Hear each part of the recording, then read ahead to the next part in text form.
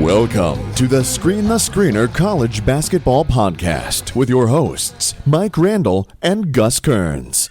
Welcome back to the Screen the Screener College Basketball Podcast, where we are on the train that never stops to preview all 357 Division I college basketball teams. I am your host, Mike Randle. Follow me on Twitter at RandleRand. Today we have an OG of the Screen the Screener Podcast, Eric Fawcett, who covers the Florida Gators for GatorCountry, the NBA Draft for NBA Canada. He's the co-host of Florida Basketball Hour. Amazing guy. Been with us from the start, super knowledgeable, great personality. Follow him on Twitter at eFawcett7. Eric, an OG, you have tenure here. Welcome back, my friend.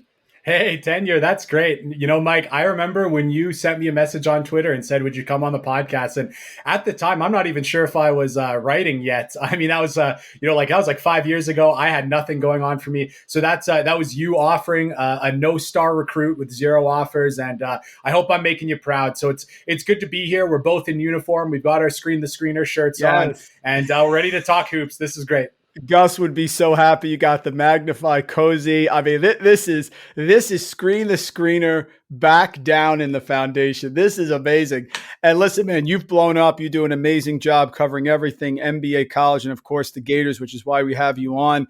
Last year, talk about how that went, Eric. You come in, there's COVID, there's stoppages, this and that.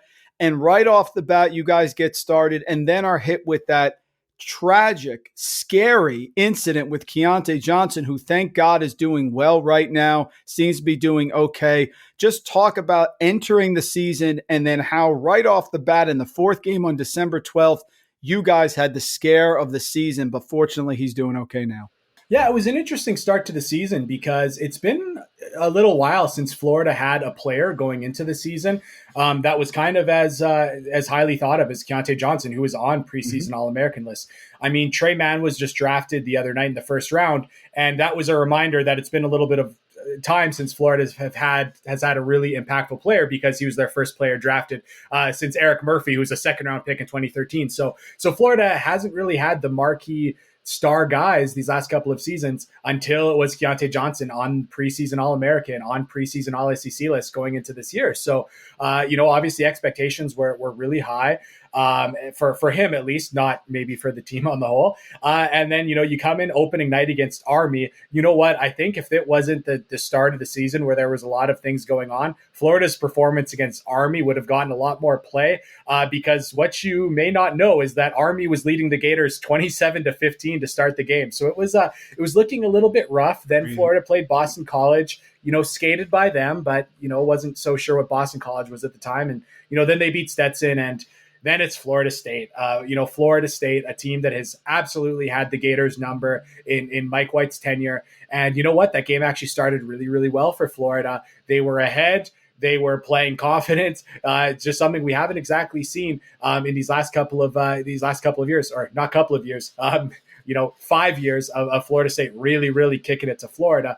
And then, of course, walking out of a timeout, the Keyontae Johnson situation happens. And that's what really kind of colored the season. But you know what? It was a bit of a rough season to start for the Gators. But Keyontae Johnson was a monster in all of those games. And it was kind of one of those, looking back on it, it was like, well, if Keyontae Johnson kept playing as good as Keyontae Johnson was playing those first 4 games of the season, but everyone else started to figure it out, maybe Florida's ceiling would have been a whole lot higher. But of course, it was what it was. And like you kind of mentioned, we're just happy to see that right now Keyontae Johnson's looking a lot better and healthier.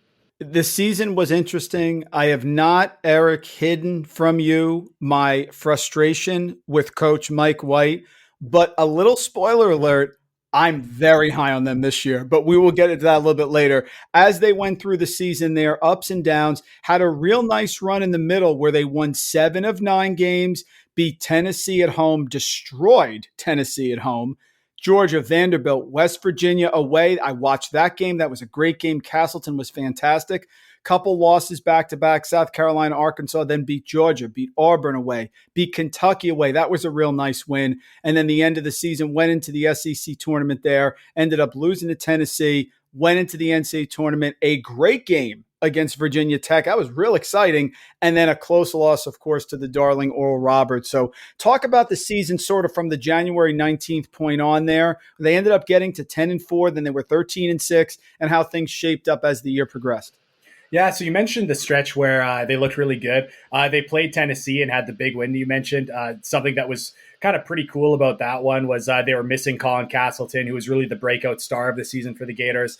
They were missing Scotty Lewis. So they kind of went into that game against Tennessee thinking that might have been a rough one. And then, they go and was that COVID, Eric? Was that COVID? I forget. Was that a COVID thing with them? No, it was for Lewis. For Castleton, it was an injury. But, they went into that one thinking they could go, rough. And then suddenly it was like, oh, is there some Ewing theory here? Because they had one of their best games of the season against Tennessee. Nice. But then you mentioned it. They lose to South Carolina, a team that really struggled. They kind of lose being down wire to wire against Arkansas, who really just controlled that game. And then they really stumbled into the SEC tournament. They lost to Missouri. They lost at the buzzer, unfortunately, where Trey Mann blows a defensive assignment. Missouri gets a wide open layup, which I could go on for a much longer than we need to on this podcast, but that was really a breakdown in Florida's pick and roll defense that had been a problem all year long, and Missouri knew how to exploit it. And then against Tennessee, Trey Mann is out with migraines, and Tennessee really handles them. It goes into the SEC tournament. Florida almost blows a near 20-point lead to Scottie Pippen Jr. and Vanderbilt, and then that they was get crazy. Scottie Pippen Jr. So glad he's back in the SEC this year, and then they lose to Tennessee in dominant fashion to kind of enter the NCAA tournament in kind of stumbling. So what I kind of feel like happened with the Gators was. Man, the SEC is an extremely well-coached league. And you know what?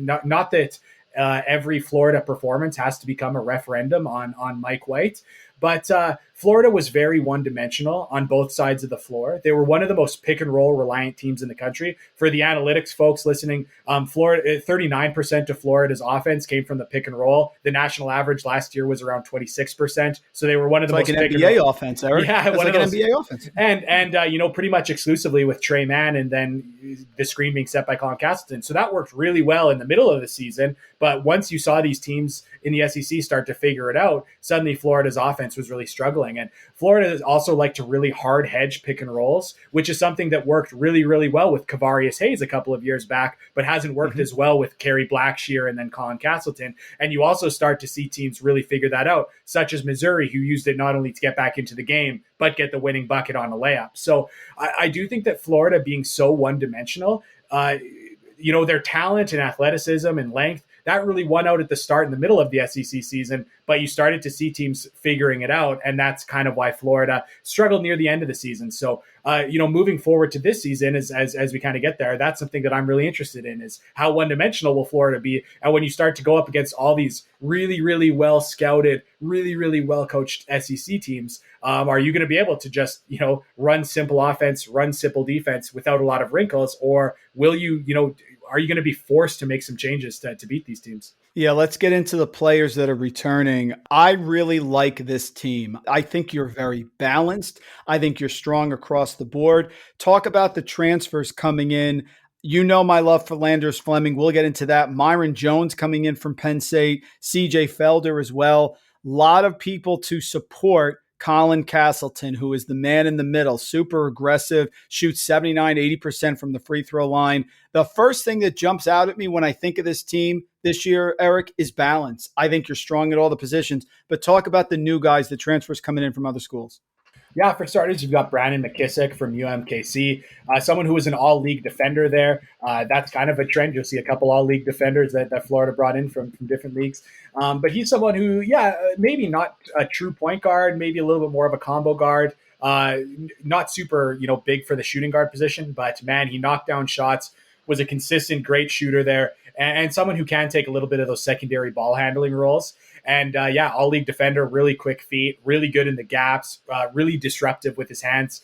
He's someone who's easy to cheer for, brings a lot of effort, and that's something the Florida fans are going to love. And then CJ Felder, someone from Boston College who brings a lot of kind of athleticism and size to the power forward position that Florida hasn't had recently. They've really liked playing, that 6'5" Keontae Johnson, or before that, 6'5" Jalen Hudson, or Igor Kulichov, 6'5". They've kind of loved playing really small at the 4. But CJ Felder is someone who's going to bring them a lot of power, athleticism, size at that position, and will also be able to take those spot minutes at 5 when Colin Castleton's off the floor. So he's someone who, the coaches tell me that they see a little bit of NBA upside. He's got great length for his size, and he swears he can shoot it. His stroke looked pretty good at Boston College. His percentages weren't great, hovering around 30%, but we'll see in year 3. And then, Myreon Jones, definitely the most proven transfer that Florida's bringing in, 15 points a game at Penn State. Fantastic shooter, really good off screens, just shows really good footwork, and is going to bring some of that shooting that Florida's lost with Noah Locke deciding to transfer and go to Louisville. And then last, of course, Phlan Fleming, your guy he brought up, just someone who absolutely dominated his conference and did it with just power and authority with the ball in his hands. Watching him, back down smaller players, and then when they had to switch bigger players onto him, using his dribble combinations and getting out in transition and finishing. He's going to bring a lot of toughness, and that's something that this Florida team needs. So, 4 transfers who really right away, I mean, you could talk yourself into any one of them starting. Obviously not all of them are going to, but it really brings up what you said, is that they are going to be very balanced. Felder, I know, of course, from BC. He falls in love with the jumper. I mean, he views himself as an NBA type player, but he had some very big performances last year. 24 points against Duke. He was 4 of 6 from 3-point range. Went 18 against St. John's in a close loss. He had 11 against Florida, did a decent job in that game where they struggled. So, yes, I think he fits right in. I think he's the perfect guy to battle there with Castleton, to come in and give him a few minutes. And look, Phlan Fleming with Charleston Southern. The last shot we saw Phlan Fleming shoot was a game-winning shot away over Presbyterian. The guy is a strong, thick guard. He can score it. He can shoot it. I understand the idea out there on social media. Well, now he's changing from the Big South and coming to the SEC. My counter is going to be, he's not going to be the main focus of the defense. So he's going to have a chance to really shine. One of my favorite players. I think you have some great guys, Myreon Jones as well. Let's talk about the veterans returning here. We mentioned Castleton. Who are the guys who are coming back from Florida who are going to be the leaders on the team this year? I really think everything's going to revolve around Colin Castleton, which will be pretty interesting because, in 2021, having maybe your best offensive player as a center, that can be tough at times, especially for Florida, who has been so much put the ball in the hands of your point guard and let them go to work, whether it was Trey Mann or Andrew Nembhard or Chris Chiozza. That's kind of been the Mike White tenure. I'm really interested to see what it's like with Colin Castleton. But, he's going to anchor their defense, tremendous shot blocker. And again, he's another guy who swears he can shoot. He went to NBA workouts, kind of testing the waters this year and shot the ball really well in those workouts, but he's yet to hit a 3 in his college career. So I'm sure we're going to see him stepping out there. And whether or not, whether he's a 30 or a 34 or a 37% 3-point shooter could really define the season for Florida and, really define his pro career. But other than that, for returning players, Tyree Appleby's probably starting at point. The Cleveland State transfer from 2 years ago, who came in last year and it's pretty good. He struggled with turnovers, but he's a really electric shot maker and someone who can create space. He's only 6'1", so he's got to kind of use those step backs and those changes of direction to get space, and he can really do that. And he's also a tremendous passer, and I think we'll see it a little bit more now that he's playing not alongside Trey Mann, who kind of had the ball in his hands a little bit more. But Tyree Appleby was one of the highest assist rate players at Cleveland State without a lot of great shooters around him, and I think we're going to see some of that creativity at Florida. And then probably the player that I'm most interested by is in terms of returning players is Anthony Deruji, who started his career at Louisiana Tech before coming over to the Gators. He had a really rough time starting the season with COVID, both with him being out, having COVID and struggling to catch his breath when he was coming back, also being caught in contact tracing at kind of some key moments of the season.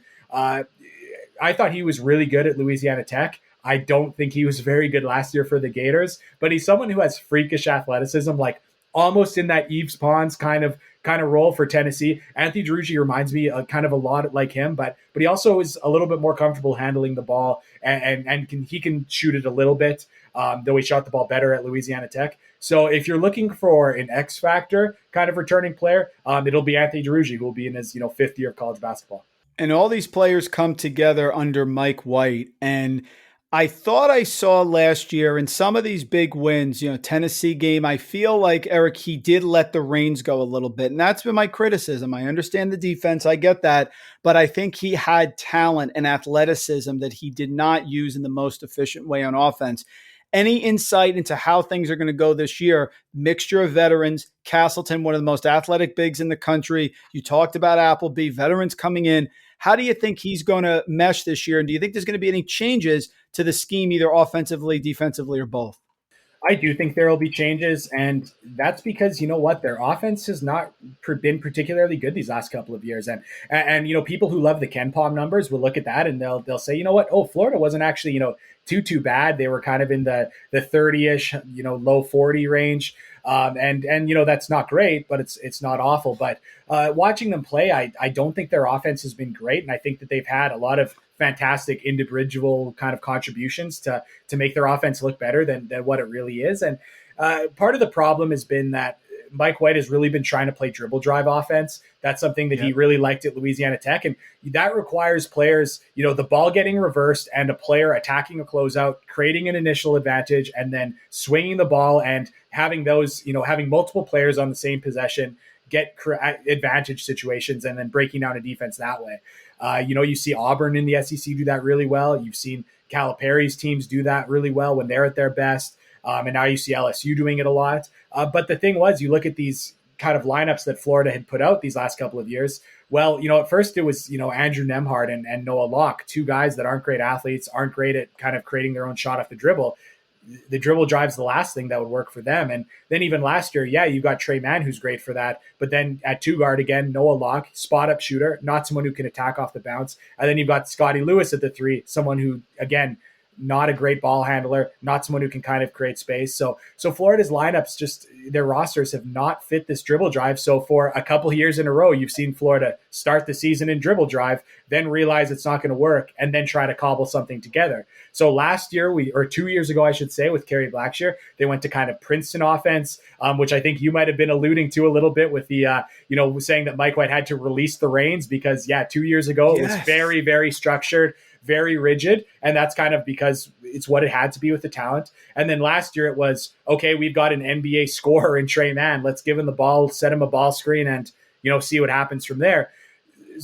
And that worked a little bit, but they don't have a Trey Mann this year. They have great balance, like we've talked about, but they don't have someone who can go create their shot at an extremely high level one-on-one. Maybe that's Tyree Appleby, maybe, but probably not. So Florida's going to have to find a way to really change their offense, and whether that's to feature Colin Castleton, whether that's to feature someone like Myreon Jones.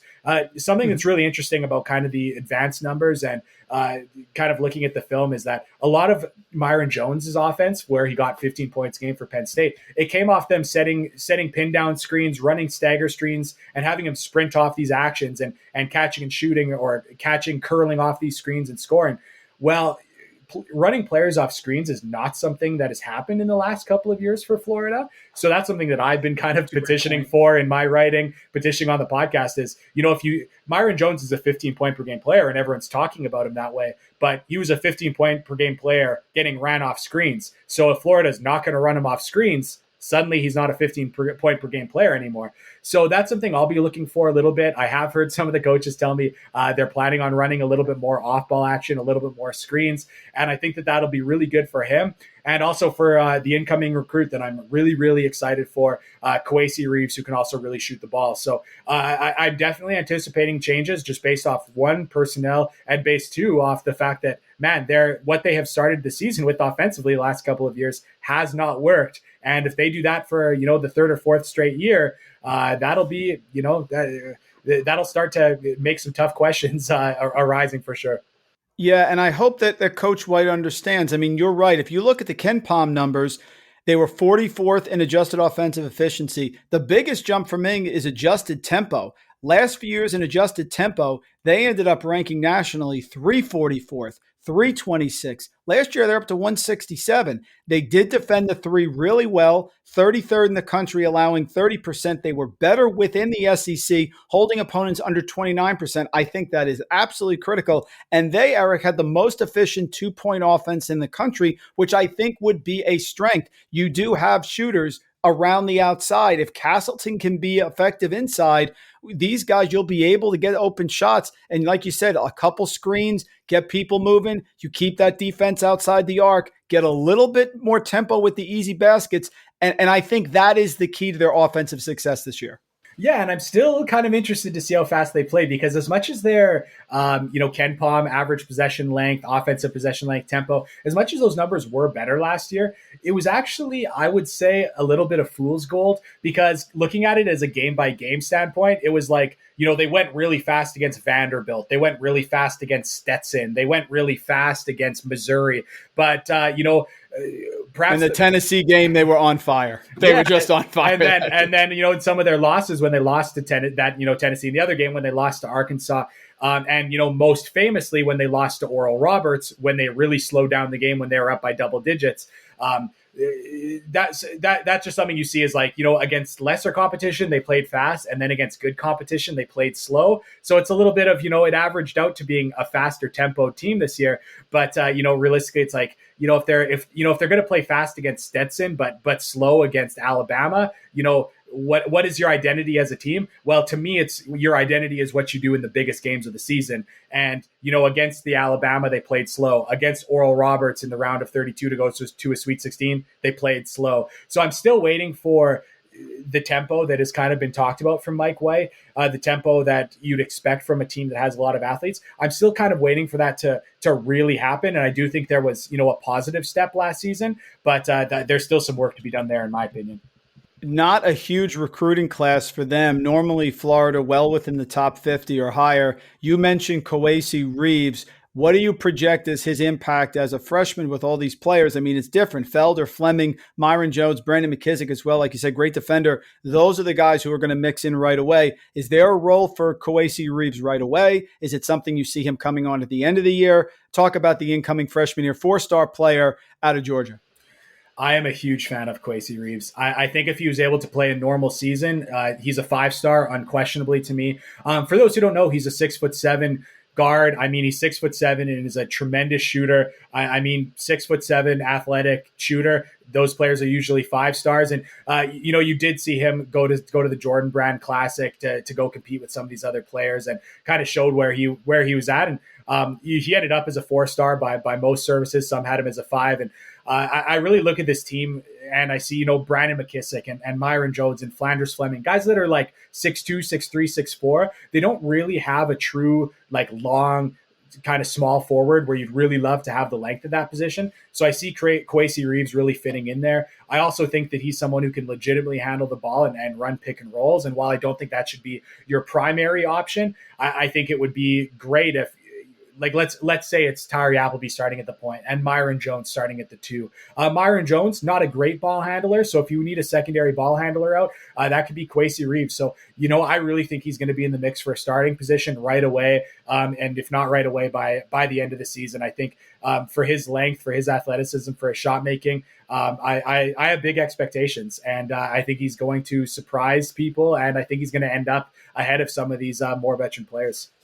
Let's talk about non-conference schedule. So important there with quad 1 wins, getting the right seed in the tournament to make a run, which Florida has been on the positive side of when they made that nice run a few years ago. Talk about the upcoming non-conference schedule, teams they're going to see early on before they get into the meat of what I think is the best conference in the country. Well, let's just start it off right away with, game 2 is against Florida State. And that's one that's just so important to Florida fans, because Florida State, again, has completely had, Florida and Mike White's number. Mike White has yet to beat them. They play every single year. And, I really think last year, if Keontae Johnson is able to play the whole game, I think Florida wins. They had a nice lead. I agree. And but they didn't. So the streak is what it is. And Eric, is it true? I'm looking at it now. The last time they beat Florida State was with Billy Donovan in 2012. Is that possible? That is sadly correct. And if you want to just see Florida fans have their heart ripped out, is go to the first game that kind of Florida lost, or what started the streak was 2015.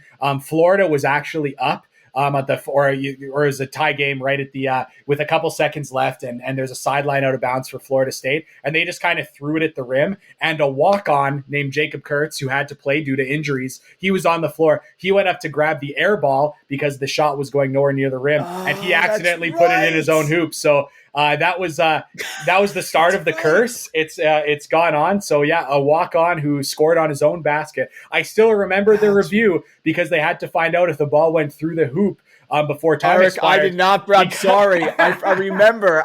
It was so right. Because it wasn't a true shot attempt, because it went off the hands of Jacob Kurtz. They had to find out, did the ball go through the hoop before time expired, and it did. So that started the curse. So that's 7 straight losses for the Gators. So and I'll tell you, this kind of ties in a little bit to what we were talking about before, where Mike White was trying to play this dribble drive style to start the season, despite the fact that his rosters did not fit that style of play. Because to play dribble drive, you need multiple players on the floor who can create advantage situations. So you've got players that are not athletic, not good at handling the basketball, and then you go up against Florida State. And, we here at the podcast, and I know that people listening to this podcast are smart enough to know the kind of rosters that Florida State rolls out every year. Long, athletic, great defensively. So Florida's went into these games, usually in the early season, against Florida State, playing a style of basketball that doesn't fit their personnel, and they're playing it against the worst style of team to try to play it against. So, Florida State has had awesome teams. There's no question. So well coached. But Florida has went in with, what I would call bad game plans. And that's something that has obviously burned them these last couple of years. And I'm really interested to see what happens this year. I'm hoping that Florida's more veteran group be playing a younger Florida State group this year. I'm hoping that works out in Florida's favor because, it's 2 games into the season. We'll see who's ready. We'll see who's got their style of play defined. So that's definitely I would say the biggest kind of game of the non-conference season. Other than that, you've got a fun one with Milwaukee just because, they've got the 5-star Patrick Baldwin Jr. there. That's super fun for Milwaukee in the Horizon League. Florida's playing in the Fort Myers tip-off with Cal, Ohio State, Seton Hall. And then a game that, I'm really looking forward to / terrified for is a return game and a home against Oklahoma. But, Florida thought they were getting Lon Kruger in that game. And instead, of course, they're getting Porter Moser. And, people might remember it was a few years ago where Loyola Chicago in their Final Four season went to Gainesville earlier in the season and really controlled the game against the Gators using their pack line defense, making Florida shoot from the outside, shoot contested jumpers late in the clock. It was an absolute clinic. And that was the heads up I needed to know that Loyola Chicago was pretty good. I didn't know they were Final Four good, but I knew that they were pretty good there. So Porter Moser terrifies me. I think he's a genius. I think he is one of the best coaches in the game. And that's something that I'm looking forward to in their non-conference as well.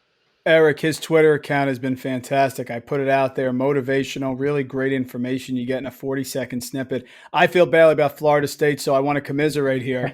Dan Cross and Lon Kruger sent me at Boston College back with a pillow and a sleeping bag on my head because you knocked us out of the Final Four that year. So I'm going way, way back. So I feel badly bringing that up. I had Disco Dan Cross. I think he had 3 threes in like 2 minutes, and that ended our own. We don't go to Final Fours, Eric. I mean, that would have been legendary, but walk back across campus being laughed out by the dorms, nothing better. Listen, man, you've been great. Last question, I'll get you out of here. I'm high on Florida. I like the team. I like the balance. I don't see a weakness. Mike White's team, they're going to play defense. If he lets the reins go a little bit and Castleton is dominant inside, he is an SEC Player of the Year caliber guy. What do you think for the Gators this year in 2021-2022? I might not share quite your level of enthusiasm. I see them maybe as the 5th or 6th best team in the SEC. Of course, their ceiling is going to be higher with some of that balance, but I'm still concerned with the fact that I don't think they have a clear star who's going to be able to take over a close game. And you know what? I think that Florida's, 6th, 7th, 8th, 9th guys off the bench, I think they could crush a lot of other team in the SEC's 6th, 7th, 8th, and 9th players. But you know what? If it's tied at 70 with 2 minutes left, it doesn't really matter who, players 6 through 9 are. It matters who's the best 5 players on the floor. And honestly, more specifically, who's got the best player on the floor. And I don't think that Florida is really going to have the best player on the floor in a lot of matchups. And also, even if Colin Castleton is the best player on the floor, sometimes you're going to need a guard or a ball handler to make some big plays. And we'll see if one of these players really emerges. But right now, I just can't go into the season and say, wow, I feel awesome when Florida's down 1 with 20 seconds left and player X has the ball in his hands and is looking to operate. Good. So I do think that their floor is going to be very high. Like you said, with that kind of balance, with that kind of experience, it's tough to imagine things kind of going off the rails at all. It's tough to imagine this team not being in the NCAA tournament. And,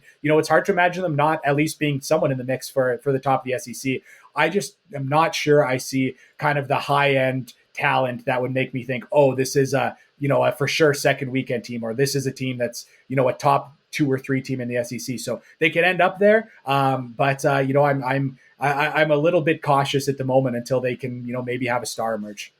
Objective analysis, a lost art in 2021. Folks, Eric Fawcett, one of the best. Hoops guy, Florida Gators, Gator Country, does NBA draft for NBA Canada, Florida Basketball Hour. Give a listen. Amazing guy, great person. Gave us a lot of robust information here about one of the high-profile teams in the SEC and across the country, the Florida Gators. Follow him on Twitter at efawcett7. Eric, a pleasure. Great seeing you. Love the shirt. Love the cozy. That was awesome, man. Thanks so much. And we'll catch up during the season for sure. Oh, I hope so. Thanks so much for having me, and I'm looking forward to the next time.